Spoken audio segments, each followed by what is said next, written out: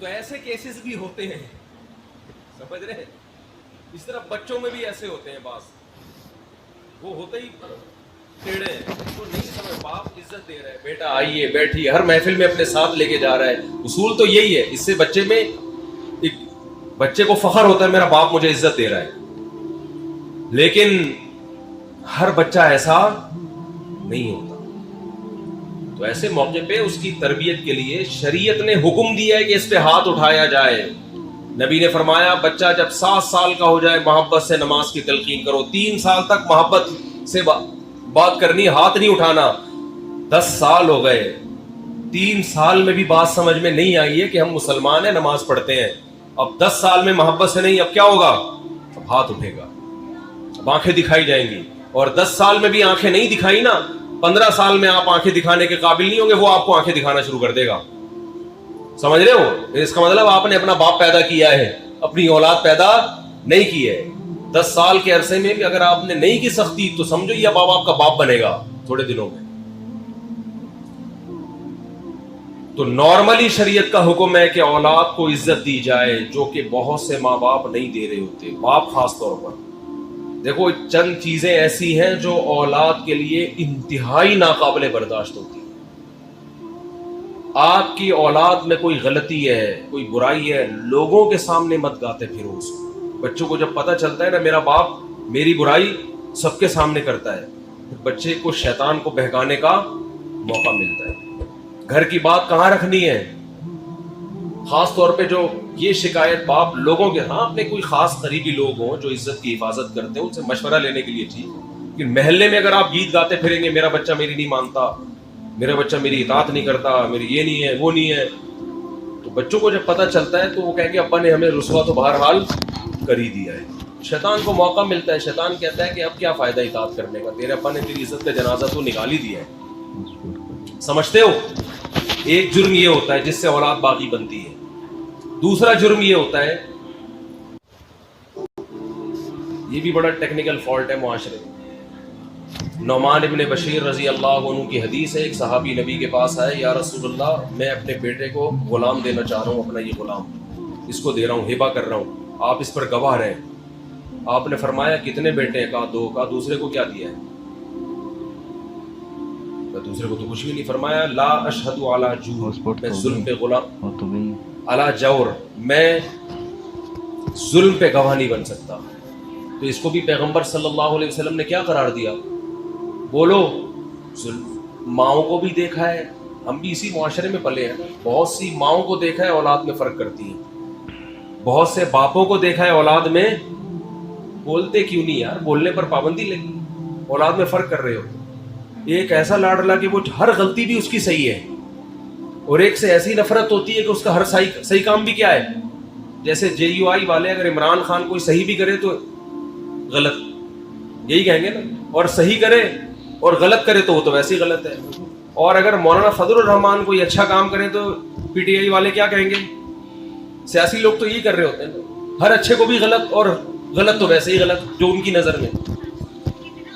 یہی مسلم لیگ اور Peoples party جو اپوزیشن میں ہوتا ہے نا, تو یہ جیسے سوتیلا پن سیاسی جماعتوں میں ہوتا ہے, یہی سوتیلا پن بعض دفعہ باپ اور بچوں میں ہو جاتا ہے کہ ایک بچے کے ہر الٹے کام کو صحیح قرار دینا, تو اس سے جو دوسرا بچہ ہے نا اس کے دل میں باپ کے خلاف نفرت کے جذبات پیدا ہوتے ہیں. میرا ابا, یہ ایسا لگتا ہے کہ صرف انہی کا ابا ہے اور میرا ابا نہیں ہے, یہ ایسا سلوک کر رہا ہے.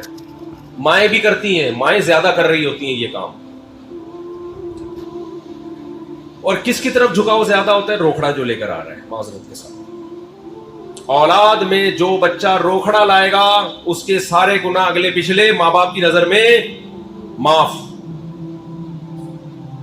جو بچہ کیا لے کر آ رہا ہے, بولو روکھڑا, اس کے صغیرہ کبیرہ سرن و علانیتن, جو اس نے چھپ کے کیے, جو اس نے کھلے عام کیے, وہ گناہ جن کا حقوق اللہ سے تعلق ہے, وہ گناہ جن کا حقوق العباد سے تعلق ہے, تمام کے تمام گناہ والدین کی نظر میں کیا ہو گئے, معاف.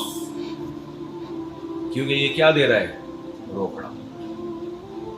دوسرا, اگر وہ اپنی سستی سے نہیں دے رہا تو پھر تو بات سمجھ میں آتی ہے، لیکن رزق کے خزانے کس کے ہاتھ میں ہے بھائی؟ اللہ کے۔ بعض دفعہ روزگار نہیں مل رہا اس کو، اس کی وہ آمدن نہیں ہے، وہ نہیں دے سکتا اتنے، تو اس کے ساتھ سوتیلا پن۔ بعض دفعہ بیٹوں کی طرف جھکاؤ زیادہ، بیٹیوں کو لفٹ ہی نہیں کرا رہے ہوتے، یہ باپ یہ کام کر رہا ہوتا ہے، زندگی میں سارا کچھ بیٹوں کو دے کے چلا جاتا ہے، بیٹیوں کو بالکل محروم کہ ان کو کیا ضرورت ہے۔ وہ تو بیٹیاں پھر بھی بیٹیاں ہوتی ہیں، ابا کے بعد پھر بھی مغفرت کی دعا کر رہی ہوتی ہیں، بیٹے کے ساتھ یہ کرو نا وہ نہیں کرے گا، ابا نے تو ظلم کیا میرے اوپر۔ جب آپ زندگی میں وراثت تقسیم کریں تو اس میں بھی اصل اصول یہ کہ کیا کرنا ہے، بولو۔ اس میں تو شریعت نے بیٹا اور بیٹی کا فرق بھی نہیں رکھا، بیٹی کو بھی اتنا ہی دینا ہے جتنا بیٹے کو۔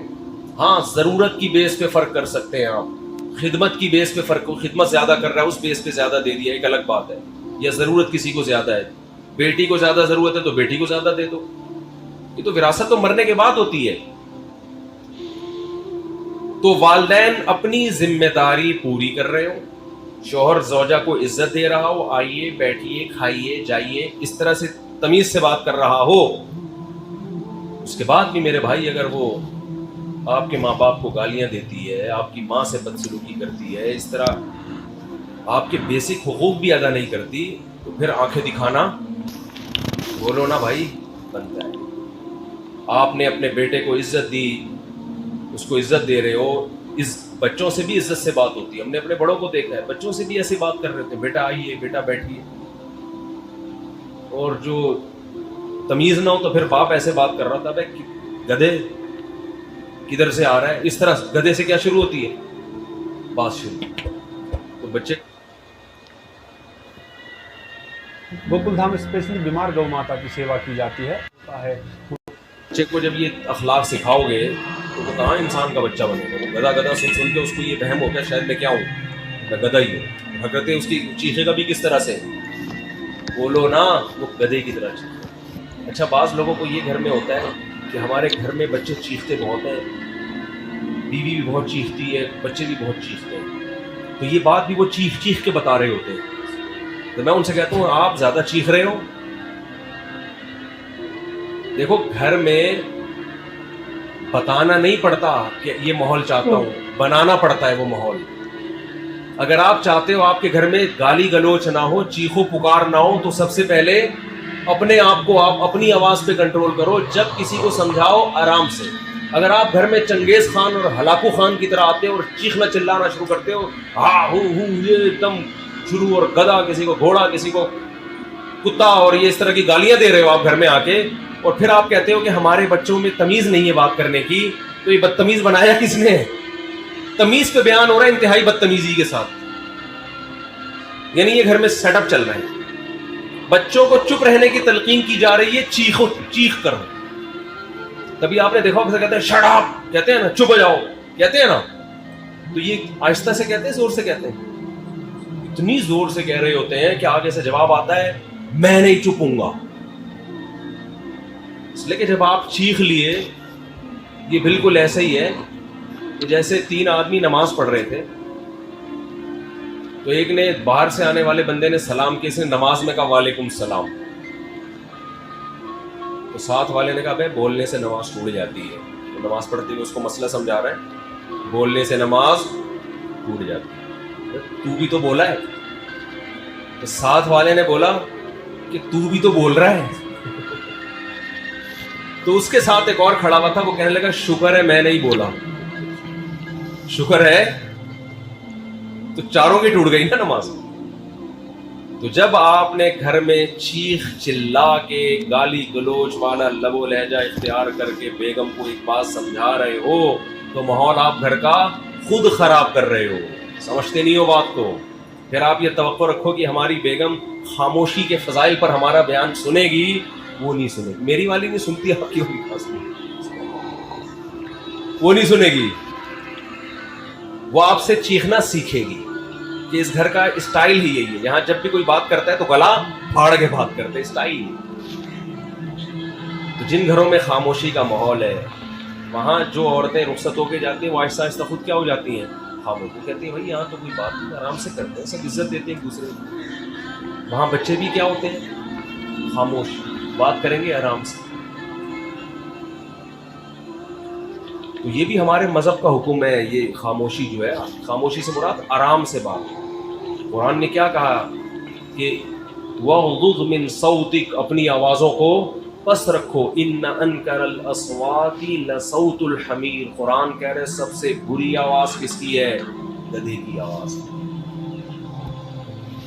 گدھے کی بات غلط نہیں ہوتی, اسٹائل غلط ہوتا ہے. گدھا بھی وہی بات کر رہا ہوتا ہے جو گھوڑا کر رہا ہے, جو کتا کر رہا ہے, جو بلی کر رہی ہے. بلی میاؤں میاؤں کر کے بتاتی ہے بھوک لگ رہی ہے مجھے, کتا بھو بھو کر کے بتاتا ہے مجھے بھوک لگ رہی ہے, گھوڑا کسی اور اسٹائل میں بتاتا ہے. وہی بات گدھا بھی کر رہا ہوتا ہے, بھائی مجھے بھوک لگ رہی ہے. لیکن جب کرتا ہے آدمی کہتا ہے تو میرے پراٹھے بھی کھا لے مگر تھوڑی دیر کے لیے خاموش ہو جاتا ہے. خاموش, چیختا بہت ہے نا. تو کبھی کبھی انسان کنٹرول سے باہر ہوتا ہے, چیختا ہے. صحابہ کے دور میں بھی ہوا ہے, لڑائی ہوئی تو آوازیں بلند ہو گئی. کبھی کبھار تو ٹھیک ہے, نارملی جب گھر میں بعض لوگوں کو دیکھا ہے بات نہیں کرتے, اچھا دوستوں کے ساتھ بیٹھے تھے ہنسی مذاق, ہاں ہاں ہو, گھر میں جاتا ہی ایک دم اسٹائل چینج ہو جاتا ہے. بہت لوگ ایسے ہم نے بھی دیکھے, دوستوں کے ساتھ بیٹھیں گے, ہاں ہو ہی گپ شپ ہو رہی ہے, لطیفے بھی چل رہے ہیں.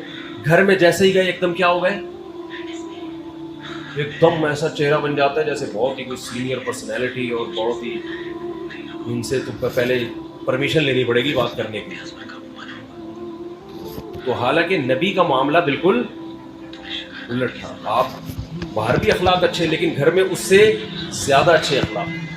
تو اپنی ذمہ داری پوری کرو بھائی, نان نفقے کی بھی, اخلاقیات کی بھی, ساری ذمہ داری پوری کرنے کے بعد بھی